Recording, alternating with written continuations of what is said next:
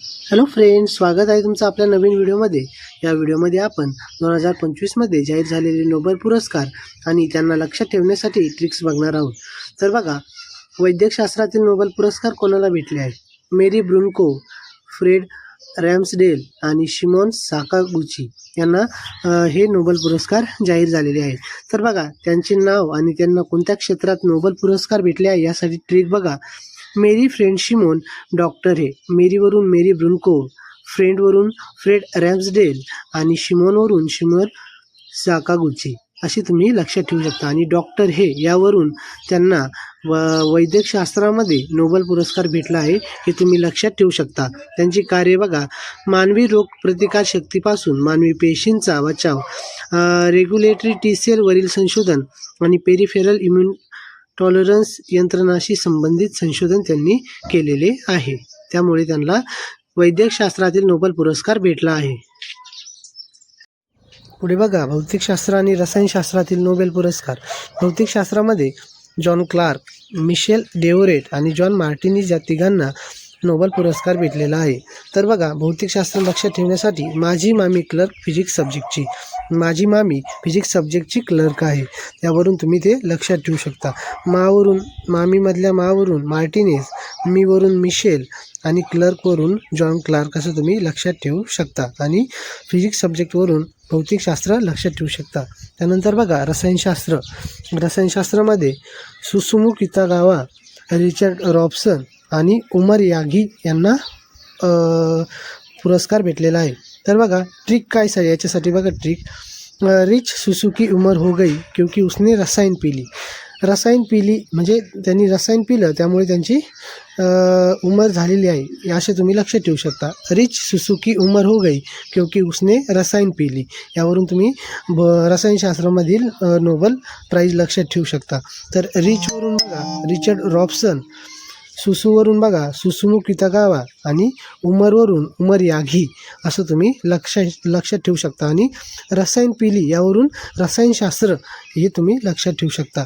तर बघा, भौतिकशास्त्रामध्ये कार्य बघा, इलेक्ट्रिकल सर्किटमधील क्वांटम टनलिंग आणि ऊर्जा पातळीच्या शोधासाठी पुरस्कार भेटलेला आहे। आणि रसायनशास्त्रामध्ये धातूंच्या भारित कणांना म्हणजे त्या आयन्सना सेंद्रिय रेणूंनी जोडून तयार केलेल्या स्फटिकांचा विकास केलेला आहे, यामुळे त्यांना रसायनशास्त्रामध्ये नोबेल पुरस्कार भेटला आहे।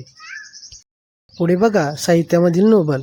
तर साहित्यिकांचे विचित्र नाव, आपण बऱ्याच साहित्यिकांचे नाव बघतो, थोडे विचित्र असते, त्यावरून तुम्ही हे लक्षात ठेवू शकता। म्हणजे साहित्यिक पण लक्षात राहील आणि विचित्र नावावरून तो कोणाला भेटलेला आहे हे पण लक्षात राहील। तर बघा, साहित्यातील नोबेल जो आहे तो लाझलो क्रान्स्ना होरकाई यांना भेटलेला आहे, त्याच्या नावावरून तुम्ही लक्षात ठेवू शकता। त्यांची पुस्तके बहुतेकदा तात्विक असतात, मानवता, अराजकता आणि आधुनिक समाजातील संकटांचा शोध घेतात।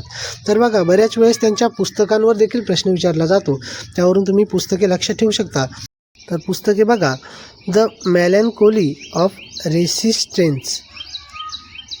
त्यांची आणखी काही पुस्तके बघा, वॉर अँड वॉर, हबारू एस हबारू, Seiobo there below, Satantango, Baron Wenckheim हॉस्टेल, Herscht 07769, the prisoner of Urga, animal inside, हे त्यांची काही पुस्तके आहेत, तुम्ही जे लक्षात ठेवू शकता।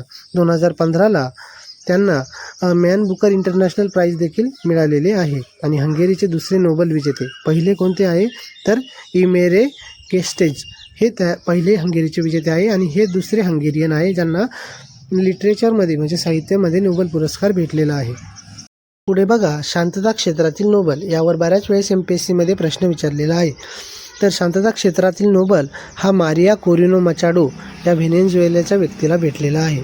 तर ट्रिक अशी लक्षात ठेवू शकता की मारिया कोरिना शांत आहे किंवा शांत हे, म्हणजे ही ज्या नावाची व्यक्ती आहे ती शांत आहे, एकच नाव असल्यामुळे लक्षात ठेवण्यासाठी जास्त एफर्ट घ्यावे लागत नाही, त्यामुळे तुम्ही मारिया कोरिना शांत हे यावरून ती लक्षात ठेवू शकता। तर बघा, त्यांना का हा पुरस्कार भेटलेला आहे? लोकशाहीसाठी लढणाऱ्या नेत्या, व्हेनेझुएलातील विरोधी पक्षनेत्या, व्हेनेझुएलातील आयर्न लेडी म्हणून त्यांना ओळख आहे। 20 वर्षापासून व्हेनेझुएलाच्या हुकुमशाही सरकारशी त्या लढत आहेत। त्यांना मातृराष्ट्रपती म्हणून ओळखली जाते. सुमेट ही स्वयंसेवा संस्था स्थापन केलेली आहे. हे इम्पॉर्टंट आहे बघा. त्यांनी कोणती संस्था स्थापन केली याच्यावर पण MPSC मध्ये प्रश्न विचारले जातात. सुमेट ही स्वयंसेवी संस्था त्यांनी स्थापन केलेली आहे. 2018मध्ये BBCच्या 100 महिलांमध्ये त्यांचा समावेश होता.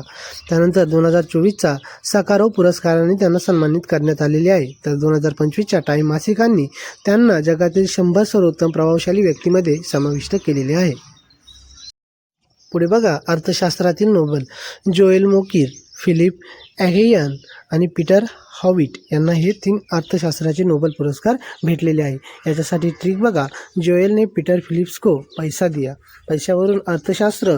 जोएलवरून जोएल मोकीर, पीटर फिलिप आणि पीटरवरनं पीटर हॉविट आणि फिलिपवरून फिलिप ॲघियन. हे तुम्ही लक्षात ठेवू शकता. ट्रिक लक्षात ठेवायची. जोएलने पीटर फिलिप्स को पैसा दिया.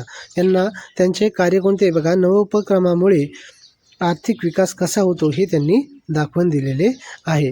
हा व्हिडिओ जर तुम्ही शेवटपर्यंत बघितला असेल तर व्हिडिओला लाईक करा, चॅनलला सबस्क्राईब करा आणि असेच नवनवीन व्हिडिओ बघण्यासाठी आपल्या चॅनलसोबत कनेक्ट राहा.